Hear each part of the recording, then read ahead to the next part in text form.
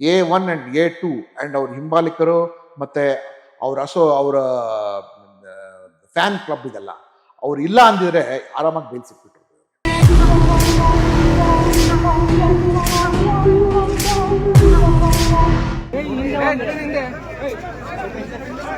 Supreme ಕೋರ್ಟ್ಗೆ ಹೋಗಿದ್ದೀರಾ, reject ಆಗಿದೆ. ಏನ್ ಮೂರ್ಖರು ಕೂತ್ಕೊಂಡಿದ್ದಾರೆ?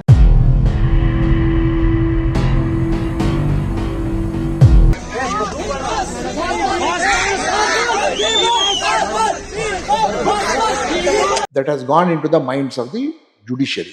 So ಅವ್ರಿಗೆ ಬೇಲ್ ಸಿಗ್ತಾ ಇದೆ. That is the reason.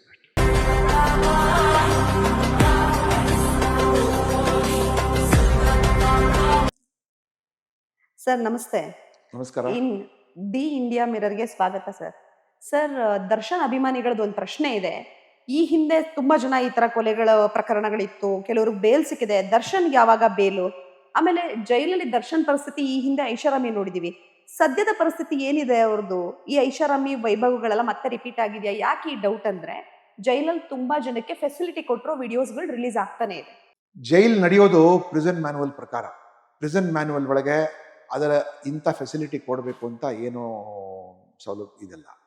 ಮತ್ತು ನೀವು ಫ್ಯಾನ್ಸ್ ಅಸೋಸಿಯೇಷನ್ ಇಲ್ಲ, ನಿಮ್ಗೇನಾದರೂ ಹೇಳಬೇಕು ಅಂದರೆ ನೀವು ಮಾಧ್ಯಮದಲ್ಲಿ ಕೂಗಾಡೋದು ಬಿಡೋಕ್ಕಿಂತ ಒಂದು ಅಫಿಡವಿಟ್ ಹಾಕ್ಬಿಟ್ಟು ಕೋರ್ಟ್ಗೆ ಹೋಗಿ ಕೇಳಿ, ಒಳ್ಳೆ ಉತ್ತರ ಕೊಡ್ತಾರೆ, ಕರೆಕ್ಟಾಗಿ ಉತ್ತರ ಕೊಡ್ತಾರೆ. ಮತ್ತು ನೀವು ಯಾವ ಮಾನದಂಡ, ನೀವು ಅಭಿಮಾನಿಗಳಿರ್ಬೋದು, ದೇರ್ ಇಸ್ ಎ ಇನ್ವೆಸ್ಟಿಗೇಷನ್, ತನಿಖೆ ನಡೆದಿದೆ, ದೋಷಾರೋಪಣಾ ಪಟ್ಟಿ ಸಲ್ಲಿಸಲಾಗಿದೆ. ದೋಷಾರೋಪಣಾ ಪಟ್ಟಿಯನ್ನು ಪರಿಗಣಿಸಿ case was committed and trial commenced. ಮತ್ತು ನೀವು ಬೇಲ್ ಸೆಷನ್ ಲೆವೆಲಲ್ಲಿ ಕೇಳಿದ್ದೀರಾ, ರಿಜೆಕ್ಟ್ ಆಗಿದೆ.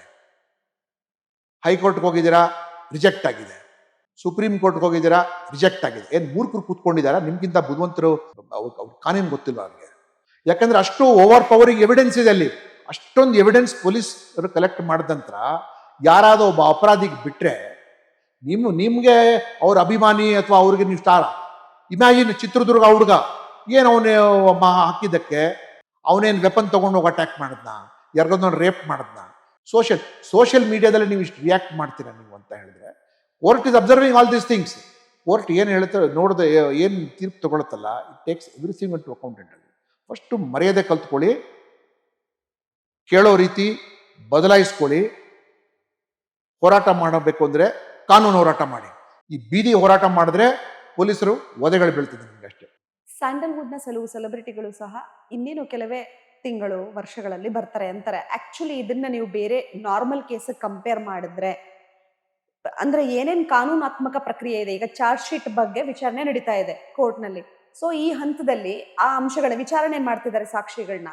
ಏನ್ ಪ್ರೊಸೀಜರ್ ಇದೆ ಸರ್ ಇದನ್ನ ಕಂಪ್ಲೀಟ್ ಮಾಡಕ್ಕೆ? ಯಾವಾಗ ಜಾಮೀನ್ ಅಪ್ರೂವಲ್ ಆಗುತ್ತೆ? ಕೆಲವು ಸರ್ತಿ ನಿಮಗೆ CRPC ಒಳಗೆ ಹೇಳ್ತಾರೆ, bail is a right and jail is an exception ಅಂತ. ಬಟ್ ಆದರೆ looking at the gravity of the case, court can say no, bail ಕೊಡಲ್ಲ ಅಂತ. Because there is every likelihood that witnesses can be tampered ಅಂತ. ಈ particular ಕೇಸಲ್ಲಿ ನಿಮಗೆ bale ಸಿಕ್ಬಿಡುತ್ತೆ. ಸುಮಾರು ಮರ್ಡರ್ ಕೇಸಲ್ಲಿ ನಿಮ್ಗೆ ಬೇಲ್ 90 ಡೇಸಲ್ಲಿ ಬೇಲ್ ಸಿಕ್ಬಿಡುತ್ತೆ. ಬೇಲ್ ಸಿಕ್ಕಿದ ನಂತರ ಕಂಡೀಷನಲ್ ಬೇಲ್ ಸಿಗುತ್ತೆ. ನೀವು ಬಂದು ಹೋಗಿ ಮಾಡಿ. ರೇಪ್ ಕೇಸಲ್ಲಿ ಕೂಡ ಸಿಗುತ್ತೆ ನಿಮಗೆ, ಸಮನ್ಸ್ ಹೋಗುತ್ತೆ, ವಾರಂಟ್ ಹೋಗುತ್ತೆ, ಇಂಥ ದಿನ ನೀವು ಬಂದು ಅಪಿಯರ್ ಆಗಬೇಕು ಅಂತ. ಆವಾಗ ವಿಚಾರಣೆ ನಡೀತಾ ಇರುವಾಗ ಅಪರಾಧಿ ಸ್ಥಾನ ಅಂತ ಒಂದು ಕಡೆದು ಅಲ್ಲಿ ಬಂದು ಕೈ ಕಟ್ಕೊಂಡು ನಿಂತ್ಕೊಂಡಿರ್ಬೇಕು. ಬಟ್ ಇನ್ ದಿಸ್ ಕೇಸ್ ನಿಮಗೆ ಬೇಲ್ ಸಿಗಲಿಲ್ಲ, ನೀವು ಜೈಲಲ್ಲೇ ಇರಬೇಕು. ಸೊ ಯಾವಾಗ ಅದು ಟ್ರಯಲ್ ಆಗುತ್ತಲ್ಲ, ಆವಾಗ ನೀವು ಅಪರಾಧಿಯಾಗಿ ಕಟ್ಟಿ ಮುಂದೆ ಅಲ್ಲಿ ಬಂದು ನೀವು ನಿಂತ್ಕೋಬೇಕು ಅಲ್ಲಿಗೆ. ಸೊ